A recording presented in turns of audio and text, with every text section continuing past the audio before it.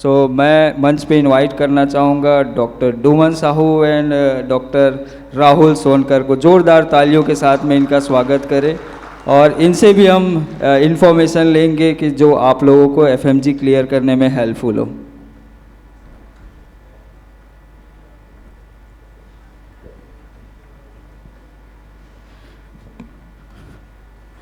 डुमन जी, कैसा महसूस हो रहा है आज यहाँ पे बैठ के? सर, फर्स्ट ऑफ ऑल तो थैंक यू सो मच आपको। आज जो भी अपन है यहाँ पे आपके बदौलत है, क्योंकि सोचा नहीं था यहाँ पे एक दिन आऊँगा मैं और अपना मतलब जर्नी के बारे में आपसे डिस्कस करूँगा। आपके थ्रू गया था, आपका स्टूडेंट था, बहुत छोटे लेवल पे गया था, तो मैं बहुत प्राउड फील कर रहा हूँ सर यहाँ पे। सर, मुझे लगता है कि मेरे क्वेश्चन के बजाय आप इनफ मैच्योर है कि आज बच्चों को क्या गाइड करना चाहिए, क्या हमारे बारे में बताना चाहिए, क्या कॉलेज के बारे में बताना चाहिए। मैं चाहूँगा कि आप जो भी गाइडेंस देना चाहते हैं आप अपने वर्ड्स में बच्चों को जो है वो गाइडेंस दीजिए। फर्स्ट ऑफ ऑल सर, मैं अपने बारे में बताना चाहूँगा। मैं डॉक्टर डुमनलाल साहू हूँ। मेरा गांव यहाँ से 50 किलोमीटर कुरुद तहसील के अंदर में आता है, जो कि ग्रामीण प्रवेश में मैं पढ़ाई लिखाई किया हूँ हिंदी मीडियम से। और जैसे आज आप लोगों का क्वेश्चन है, आप माँ बाप अपने बच्चों के लिए वरी है कि उनकी कैरियर को कैसे हम लोग जाएं, कैसे करेंगे, क्या फीस क्या होगा, कॉलेज कैसा होगा, कंट्री कैसा होगा, जिसके थ्रू हम जा रहे हैं वो बंदा सही है कि नहीं, ऐसे मतलब तमाम सारे आपके क्वेश्चन होंगे। यही फेस आज से 5 साल पहले मेरे भी मन में चलता था। बट थैंक यू बोलता हूँ मैं अपने जो आज सर बैठे हैं यहाँ पे, प्रशांत सर को, उनको और मेरे माँ बाप को भी कि सब ने सपोर्ट किया मेरे को। और आज आप मेरे को यहाँ पे लाइव देख रहे हो एज ए अचीवर, वो भी इंडिया में मैं गवर्नमेंट हॉस्पिटल पे अब मैं इंटर्नशिप कर रहा हूँ। मैं तो प्राउड फील कर रहा हूँ सर, मेरा यही जर्नी है। जर्नी के बारे में मैं जानना चाहूँगा कि क्योंकि आपने 12th पास किया, उसके बाद में जो आपकी जर्नी रही, उसके बाद में क्या ऐसे किस लाइफ के एज के फेस में आपने डिसाइड किया कि अब मेरे को जो है वो MBBS के लिए बाहर जाना चाहिए। मैं चाहता हूँ आपकी जर्नी काफ़ी इंस्पिरेशनल है और मैं चाहता हूँ कि बच्चों को वो सीख मिले कि किसी भी पोजीशन में आके, किसी भी सिचुएशन में आके, अगर आपके अंदर में जिद है, अगर आपका विज़न क्लियर है कि अगर आपको डॉक्टर बनना है तो आप कोई भी फेस से उठ के डॉक्टर बन सकते हैं। तो मैं चाहूँगा कि वो रियलिटी बच्चों के सामने रहे। यस सर, ये इसका तो मैं लाइव एग्जांपल हूँ सर। मैंने MBBS का डिसीजन बहुत लेट से लिया बाहर जाने का, जो कि मेरे को पता नहीं था इतना कि क्या होता है, कैसे होता है करके। और मैं यहाँ इंडिया में 2007 में 12वीं पास हुआ तो PMT और हमारे टाइम में AIPMT होता था, तो उस दौर में लगे रहा, अपना टाइम वेस्ट करते रहा। और जब MBBS का सीट नहीं मिला तो अपने ड्रीम को पूरा करने के लिए मैंने फार्मा सेक्टर में चले गया। वहाँ पे भी जाने के बाद 7 साल जॉब किया। फिर भी जो अंदर का जो मेरा कीड़ा था, एक ड्रीम होता है, कोई बच्चा अगर बायोलॉजी लेता है तो वो कहीं ना कहीं एक डॉक्टर बनूंगा, समाज में अपना सर्विस दूंगा, सेवा दूंगा डॉक्टर बन के, ऐसे ड्रीम रहता है सर। तो कोई एक ऐसा इंसिडेंट जो कि 7 साल आपने 2 साल PMT का प्रिपरेशन किया 12th के बाद में, फिर 7 साल आपने फार्मा इंडस्ट्री में वर्क किया, तो कोई एक ऐसा वाकया जो आपको ऐसा किया कि नहीं अब मुझे MBBS डॉक्टर बनना ही है? पहला वाकया तो ये है सर, 2007 में जब मैंने उस समय PMT दिया था तो महज 1-2 नंबर के लिए ही काउंसलिंग में मैं यहाँ से यानी मेकाहारा से आप बोल सकते हैं कि काउंसलिंग से मैं रोते हुए निकला था और मुझे सीट नहीं मिला था। अगर वो 1-2 बंदे आते तो नहीं आते, जो 1:2 बुलाते हैं काउंसलिंग में, तो आज मैं उसी समय रहता। लेकिन लक फैक्टर और किस्मत में जो चीज़ लिखे रहता है वो होकर रहता है। मेरा स्ट्रगल था, तो यहाँ पे इंडिया में नहीं हो पाया मेरे को। फिर प्राइवेट मेडिकल कॉलेज में मैंने इंक्वायरी करना चाहा तो वहाँ पे भी मेरा बजट नहीं हुआ। जैसे 1-2 कॉलेज मैंने वर्धा वगैरह में गया था, जो यहाँ के टॉप क्लास के जो डॉक्टर हैं नामी गिरामी, उनका नाम तो नहीं लूँगा मैं क्योंकि उनके साथ में गया था और काफ़ी बड़ा बजट था जब उस समय 1.5 करोड़ रुपए। आप समझ सकते हो कि कितना, आज से 7-8 साल पहले, 7-8 साल पहले 1.5 करोड़ रुपए पैसा वहाँ पे डिमांड हुआ प्राइवेट मेडिकल कॉलेज में। तो वहाँ से भी मैं निराश होकर वापस आ गया। फिर उसके बाद मैं जॉब कर रहा था, जॉब करता था तो मेरा जॉब ऐसा था, मैं MR था, मेडिकल रिप्रेजेंटेटिव को काम करना चालू कर दिया। फिर मैं डॉक्टरों के पास जाके मिलता था, तो कहीं ना कहीं मेरे को जब मैं MBBS हो या फिर BMS जो भी डॉक्टर है उनसे मिलता था तो ये दिल में मेरा एक गिल्टी फील होता था कि यार वो डॉक्टर बन गए हैं और मैं क्यों नहीं, ऐसा। तो मेरे को हमेशा मतलब एक टॉर्चरेबल रहता था, क्योंकि मन में एक कीड़ा था, मेरे को इस जन्म में MBBS नहीं तो कुछ नहीं है ऐसा लगता था, मतलब एक ड्रीम था। फिर मैंने कहीं से, मेरे को 7 साल 8 साल बोलते हैं ना, ऊपर वाला किसी न किसी को माध्यम बनाते हैं, तो शायद पेपर में एक नाम दिया था, उस टाइम में आपका संस्था का नाम था पेपर प्लान के नाम से, उसका कट इन किया और फिर मैंने कॉल किया, शायद आप ही उठाए थे मेरा फ़ोन। फिर ऐसे ही फ़ोन में आप 1-2 मिनट मेरे से काउंसलिंग किए थे, फिर मैंने आपसे आके मिला, तो भी मैं बहुत टॉक्सिक था। मैं अपने आप को बताता हूँ, आज आपके सामने बैठा हूँ करके आपका तारीफ़ नहीं करूँगा। बहुत सारे तमाम मेरे मन में क्वेश्चन था कि यार विदेश जाने से तो ऐसा होता है, फिर यहाँ पे आके डराते हैं कि एग्ज़ाम निकलेगा कि नहीं निकलेगा, वहाँ पे फीस हम लुटा तो नहीं जाएंगे, जो बंदे के थ्रू हम जा रहे हैं वो अच्छे बंदे हैं कि नहीं, मतलब बहुत सारे चलते रहते हैं। बट पता नहीं कहाँ से बोलते हैं ना कि एक नाव, नदी को क्रॉस करने के लिए ऊपर वाले कोई ना कोई नाव देते हैं, तो आप मेरे लाइफ का नाव बने। मैं तो यही बोलूँगा कि आप, मैं मेरे जर्नी को कंप्लीट होने में आपने हेल्प किया, और आज मैं यहाँ पे मतलब एक आदमी बन के बैठा हूँ सर आपके पास। जी बिल्कुल, आपकी स्टोरी बहुत ही इंस्पिरेशनल है कि अगर बहुत सारे हम लाइफ में एक्सक्यूजेस देते रहते हैं कि ये चीज़ ऐसे नहीं हुआ, अब तो समय निकल गया, या अब ये एक सिचुएशन हो गया, बट जिद एक बहुत इम्पॉर्टेंट है कि लाइफ में अगर हम किसी भी चीज़ को पाने के लिए जिद हो, हमारा विज़न क्लियर हो कि हम क्या बनना चाहते हैं और क्यों बनना चाहते हैं, तो कहीं ना कहीं आपको सफलता जो है वो ज़रूर मिलती है। डॉक्टर राहुल, पहले तो आपको भी बहुत बहुत कॉन्ग्रेचुलेसन्स। Thank you sir. अभी आप कहाँ पे इंटर्नशिप कर रहे हैं? सर पहले तो आपको मैं बहुत बहुत थैंक यू बोलना चाहता हूँ सर। सर आपके साथ साथ KC टीम और जलालाबाद इंटरनेशनल मेडिकल यूनिवर्सिटी, उसको भी थैंक यू बोलना चाहूँगा सर। अगर आप नहीं होते और KC टीम और जलालाबाद यूनिवर्सिटी नहीं होता तो अभी तक मैं डॉक्टर तो नहीं बनता। नहीं, मुझे लगता है कि हम तो बस एक प्लेटफॉर्म देते हैं। प्लेटफॉर्म सर, प्लेटफॉर्म तो है ही, बहुत सारे प्लेटफॉर्म, लेकिन ये प्लेटफॉर्म एक अलग टाइप का प्लेटफॉर्म है जिससे हम बन के निकल रहे हैं सर। ऐसा नहीं, कहीं पे भी हमको कहीं पे भी रुक जाते थे, फंस जाते थे, ट्रैप्ड हो जाते थे, तो वहाँ पे सर कुछ नहीं समझ आता तो प्रशांत सर को कॉल करते हैं। तो सर का बहुत बहुत हमारे जर्नी में एक हिस्सा रहा है।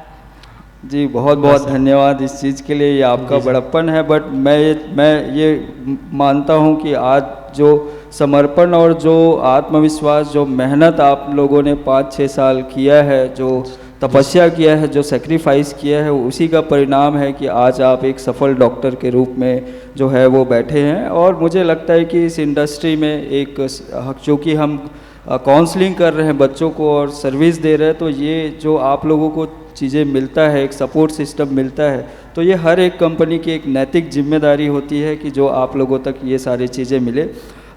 मैं क्वेश्चन पे आता हूँ कि एक कॉलेज जब हम सेलेक्ट करते हैं तो आज के समय में कई तरीके के कॉलेजेस, कई तरीके के कंट्रीज़ है, मतलब इतने सारे 1000-1500 कॉलेजेस है, इतने सारे कंट्रीज़ है, हर कंसल्टेंट अलग अलग तरीके से अलग अलग यूनिवर्सिटीज़ के बारे में बोलते हैं, तो बच्चे काफ़ी कंफ्यूज रहते हैं कि यार कौन सा पर्सन जो है वो सही बोल रहा है, कौन सा कॉलेज जो है वो वाकई में सही। क्योंकि आज के समय में यूट्यूब में एक कॉलेज का 2 वीडियो अच्छा मिलेगा, 4 वीडियो ख़राब मिलेगा। ये एक कॉलेज के लिए, हर कॉलेज के लिए बात है। जी सर। सो कॉलेज सेलेक्ट करने से पहले बच्चों को क्या क्या चीज़ें जो है वो माइंड में रखना चाहिए, और आज के समय में किस टाइप के कॉलेजेस को चॉइस करना चाहिए, और जहाँ से आप पढ़ के आए हो जलालाबाद यूनिवर्सिटी से, वो कॉलेज क्यों सेलेक्ट करना चाहिए बच्चों को? हम तो ऑलरेडी काउंसलिंग में करते हैं, बट मैं चाहता हूँ कि आपके माध्यम से बच्चों को मिले। जी सर, जैसे डॉक्टर आयुष बताया है, वो बताया कि जिसका यहाँ नीट यूजी में सिलेक्शन नहीं हो पा रहा है, तो 1 अटेम्प्ट 2 अटेम्प्ट फिर ज़्यादा अटेम्प्ट देने से तो मेरे हिसाब से ज़्यादा मतलब नहीं बनता, क्योंकि टाइम वेस्ट करना और बाद में अभी गारंटी नहीं आता कि नीट यूजी में सिलेक्शन होगा या नहीं होगा। तो 1-2 अटेम्प्ट देख लो यहाँ पे, उसके बाद ना एब्रॉड का चॉइस कोई बुरा चॉइस नहीं है, हमारे लिए तो एकदम अच्छा चॉइस रहा है कि हम भी पहले कॉन्फिडेंस नहीं थे, जब तक हमारा FMG नहीं निकला था ना, तब तक हम बोलते नहीं थे कि एब्रॉड जाओ। जब हम कर लिए ना तो अब बोलते हैं कि हाँ अब एब्रॉड अच्छा है, यहाँ से भी अच्छा लगता है, हमारे वहाँ का पढ़ाई वगैरह सारा चीज़ इंडिया से ऐसा कुछ वो नहीं है कि यहाँ हिंदी में पढ़ाते हैं, इंग्लिश में, सारे चीज़ वहाँ पे सुविधा दिया गया है। यहाँ से इंडिया से फैकल्टीज़ जाती हैं, बड़े बड़े इंटरनेशनल सर्स आके वहाँ पे पढ़ाई करवाते हैं, यहाँ पे स्टडी अच्छी है वहाँ की। बाकी जो रहते हैं ना, जैसे कि यहाँ के मेडिकल यूनिवर्सिटी में रैगिंग वैगिंग, वहाँ ऐसा कुछ भी नहीं है। वहाँ तो लड़कियों के लिए देखा जाए तो हमारा कॉलेज बेस्ट है। वहाँ लड़कियों के लिए जो हॉस्टल वगैरह है वो कैंपस के ही अंदर में, लड़के के लिए भले बाहर में, लेकिन लड़कियों को बहुत ज़्यादा प्रायोरिटी दिया गया वहाँ। बस सर। और डुमन जी, ये जो हमारा जर्नी है, ये जब हम डिसीजन लेते हैं और ये 6 साल का जर्नी है, तो आपके अकॉर्डिंग एक कॉलेज का क्या रोल होता है कि जिसमें आप जो है एफएमजी एग्ज़ाम जो है वो फर्स्ट अटेम्प्ट में आप आके क्लियर कर पाए? जी सर, कॉलेज का सर इसमें आपका जो जर्नी है उसमें तो सबसे बड़ा रोल कॉलेज का ही रहता है। क्योंकि अगर आप देखो, कॉलेज भी 2-3 प्रकार के हैं। कुछ दिखने में अच्छे हैं बट अंदर इंटरनल आप जाएंगे तो आपको पता चलेगा। और फर्स्ट ऑफ ऑल तो ये मैं बोलूँगा कि आपको जो यहाँ से बंदा भेज रहा है वो सही है तो सब सही है। मैं ये मेरा अनुभव मैं बता रहा हूँ। क्योंकि आप फॉरेन में जा रहे हैं, वहाँ पे आपको पता नहीं है यूनिवर्सिटी में क्या फैसिलिटी है क्या नहीं है। क्योंकि हम जो बोल रहे हैं वहीं पे आप बिलीव करेंगे, और जो बंदे यहाँ पे आपको काउंसलिंग कर रहा है उस पर ही बिलीव करके आप जाते हैं। तो फर्स्ट पॉइंट मैं यही बोलूँगा कि आप सही संस्था से आप जाइए, ताकि आपका न्यू बुनियाद सही हो तो आगे आपका सब सही रहता है। और दूसरा चीज़ ये मैं बोलूँगा कि मैं जहाँ तक के मेरा अनुभव है, वहाँ पे जैसे आप किर्गिस्तान में ही हैं, किर्गिस्तान में भी बहुत सारे और कॉलेज हैं जो प्राइवेट हैं, और मैं तो उनमें कितना फीस है क्या है इसके बारे में भी नहीं जानता। बट मैं प्रीफर करूँगा गवर्नमेंट मेडिकल कॉलेज को सर, चाहे वो इंडिया में हो या फिर फॉरेन में हो। क्योंकि जैसे कि वहाँ पे जलालाबाद में अपनी 2 यूनिवर्सिटी है, जलालाबाद स्टेट यूनिवर्सिटी और उसके एफिलेटेड जलालाबाद जो इंटरनेशनल यूनिवर्सिटी है। दोनों में सेम स्टैंडर्ड का हमें जो है एजुकेशन मिल रहा है। वो बजट वाइज जो है वो पेरेंट्स जो है वो सेलेक्ट करते हैं। बट सबसे मेन इम्पॉर्टेंट चीज़ है कि ये कॉलेज में जो एफएमजी टीचर्स आते हैं, जो जिस लेवल के टीचर्स आते हैं, डॉक्टर दीपक मारवा, डॉक्टर कमल के भी सर भी कुछ देर में जो है हमारे साथ में उपस्थित होने वाले हैं। तो ये टीचर्स का क्या रोल होता है कि जिससे आप लोगों को वापस आके इधर कोचिंग वगैरह करने की ज़रूरत नहीं होती? तो आप अपना जो शेड्यूलिंग है, जो एग्ज़ाम का एफएमजी प्रिपरेशन का शेड्यूलिंग किस तरीके से बनाए थे? Yes sir, first of all तो आप जब वहाँ पे जाते हैं तो आपको पूरा गाइडेंस मिलता है क्योंकि उनको भी पता रहता है इंटरनेशनल फैकल्टी, हमारे जो कॉलेजेस रहते हैं, यूनिवर्सिटी रहते हैं, वहाँ पे इंटरनेशनल फैकल्टी जाते हैं जो इंडिया के सबसे मशहूर टीचर होते हैं, टॉप क्लास के टीचर, जिनके लेक्चर के लिए एम्स में एक लेक्चर के लिए इंतज़ार में बैठे रहते हैं, जो यहाँ पॉसिबल नहीं होता है। आप लोग यूट्यूब वगैरह सारे में सर्च करके देखिएगा, डॉक्टर दीपक मारवा एमडी मेडिसिन में जो है डीएम है, ऐसे तमाम बड़े बड़े जो टीचर हैं वो वहाँ पे क्लासेस के लिए, गाइडेंस के लिए बच्चों को बुलाया जाता है, जो कि आपका सेकंड ईयर से चालू हो जाता है प्रिपरेशन स्ट्रेटजी जो आपका यहाँ का एफएमजी या फिर नेक्स्ट के अकॉर्डिंग। तो आपको पता भी नहीं चलता कि आपका कोर्स ड्यूरेशन कंप्लीट होते होते आप उस फाइनल स्टेज में पहुँच जाते हो कि आप इंडिया में आने के बाद आपको वहाँ पे एग्ज़ाम देना है। और ये तो कॉलेज और यूनिवर्सिटी संस्था का एफर्ट होता है। बाकी ये है कि आप भी वहाँ पे अगर जाते हैं एज ए स्टूडेंट, तो आप ये कोशिश कीजिए कि फर्स्ट ईयर से अपना धीरे धीरे जो भी सब्जेक्ट है उसका प्रिपरेशन करना चालू कीजिए। और यानी एक रनिंग है, ये मैराथन दौड़ है, आप शुरुआत से ज़्यादा ना दौड़ें, धीरे धीरे जब आपका माने टारगेट नज़दीक आते रहेगा, जैसे फाइनल ईयर या 4th ईयर में आप रहेंगे, तो फिर अपना जो प्रिपरेशन का जो दायरा है उसको आप तेज़ गति से बढ़ाइए, ताकि आप यहाँ पे आने के बाद तुरंत आपको एग्ज़ाम क्लियर हो जाए और ज़्यादा डिफ़िकल्टी का सामना ना करना पड़े। जो स्टूडेंट है उनके कंडीशन, उनके इमोशन को भी समझे, क्योंकि चलो मेडिकल कॉलेज है, 6 साल की जर्नी में ऊपर नीचे समय आते रहता है, तो बहुत ही इम्पोर्टेंट है। तो बच्चों, हम इनके लाइफ के, इनके जर्नी से आज ये सीख ले सकते हैं कि वॉट एवर सिचुएशन जो भी आज हमारे लाइफ में है, आज आप भी कहीं ना कहीं आप लोग भी ये फेस कर रहे होंगे कि घर परिवार से या इधर उधर से लोग एक एक्साइटमेंट भी होगा और एक डर भी होगा कि हम जा रहे हैं तो क्या कैसे होगा। एग्ज़ाम को लेके आपको बहुत सारे लोग बहुत कुछ प्लस माइनस जो है वो बता रहे होंगे, लेकिन जो हम इनके जर्नी से सीख सकते हैं वो ये कि अगर हमारा विज़न क्लियर है, अगर हमारा मोटिव क्लियर है कि हम किस पर्पस के लिए जा रहे हैं, हम हर लेवल के जो चैलेंजेस है उसको फेस करने के लिए तैयार हैं, तो अगर ये जिद, अगर ये विश्वास अगर आप लोगों के अंदर में है तो ज़रूर आज से 6 साल बाद आज अपने आप को यहाँ पे पाएंगे। डॉक्टर राहुल, मैं आपसे लास्ट बच्चों के लिए कुछ सजेशन चाहूँगा कि आप अपने थ्रू आउट द जर्नी क्या सीखे हैं, और आज जब ये जा रहे हैं तो आप इनको क्या सजेस्ट करना चाहेंगे कि ये भी बच्चे आए फर्स्ट अटेम्प्ट में एग्ज़ाम क्लियर करके आप जिस कुर्सी पे बैठे हैं वहाँ पे वो बैठे और बाकी बच्चों को गाइड करें। देखो, यहाँ से पहले तो बताना चाहूँगा मैं कि बच्चे जाएंगे ज़रूर वहाँ पे, लेकिन कुछ बच्चे रहते हैं कि इधर उधर बहुत सारे चीज़ें हैं वहाँ को जो पढ़ाई को डिस्ट्रैक्ट करेंगे, लेकिन ऐसा नहीं है। अपना टारगेट को फिक्स रखना है। जितना भी वहाँ पे करना है, जो करना है कर लो, मस्ती करना है, जो भी करना है करो, लेकिन ऐसा है कि पढ़ाई को नहीं छोड़ना है। पढ़ाई को ना, जैसे कि रोज़ 7 घंटे पढ़ने का एक गोल रखो, तो पहले 7 घंटे का गोल को अचीव करो तुम, उसके बाद आपको घूमना है, वो करना है, जो भी करना है कर सकते हो। बाकी आपको जैसे कि सब बोलते हैं ना कि हो जाता है PMG clear 4th 5th year में पढ़ोगे हो जाएगा, ऐसा नहीं है। वहाँ पहले जाओगे ही, फर्स्ट ही साल से तुमको मेहनत करना पड़ेगा। मैं तो बहुत सेकंड डिवीज़न में पास हुआ बंदा था 12th क्लास में, लेकिन मेरा जर्नी में जैसे कि प्रशांत सर सपोर्ट किए, उसके बाद मैं फर्स्ट ईयर से ही मतलब अपना पढ़ाई को लेके एकदम कॉन्शियस था कि नहीं मेरे को करना है। बहुत सारे लोग बोलते थे तू क्या करने जा रहा है, तू तो पढ़ता नहीं है, ये वो बहुत सारा चीज़ सुनने मिलता था, लेकिन नहीं, मेरे को डॉक्टर बनना है करके एक जुनून था मेरे में। तो मैं फर्स्ट ईयर से ही लेके पढ़ा, तो मेरे को ऐसा FMG इतना हार्ड नहीं लगा कि नहीं कर पाऊँगा, ऐसा मैं निकाल लिया। मतलब जो जर्नी जो हम 12th तक जो भी हमारा सिचुएशन रहता है, मैं बच्चों को ये भी चीज़ बताता हूँ कि आप 12th में जो भी परसेंट लेके अपना स्कूलिंग में जो भी आपका life, that is a different chapter of life. हाँ सर। बट जब आप MBBS की जर्नी में जाते हैं, जब आप अंडर ग्रेजुएट की जर्नी में जाते हैं, तो वो एक अलग ही लाइफ जो है वो होता है कि जैसे कि आपने बताया कि 12th आपने सेकंड डिवीजन से पास किया, बट FMG जो है वो आपने फर्स्ट अटेम्प्ट में पास किया। आज के समय में आपको 12th का परसेंट मुझे नहीं लगता कि कोई पूछेगा। नहीं सर, मैं अपना एक्सपीरियंस यही बोलूँगा, जो भी यहाँ पे माता पिता आए हैं और जो भी बच्चे आए हैं और जो बच्चे यहाँ पे चाहते हैं कि रियल में वो डॉक्टर बने, और इस भीड़ जो इंडिया का जो भीड़ है, आप 1 अटेम्प्ट 2 अटेम्प्ट दे दिए, ऑलरेडी दे चुके हैं, तो अब मत कीजिए उस जर्नी में, आप भीड़ में मत शामिल हुई।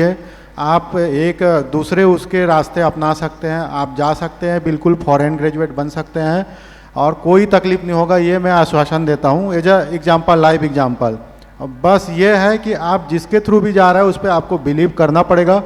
गुरु पे इफ एंड बट का आपका मन में संशय नहीं होना चाहिए।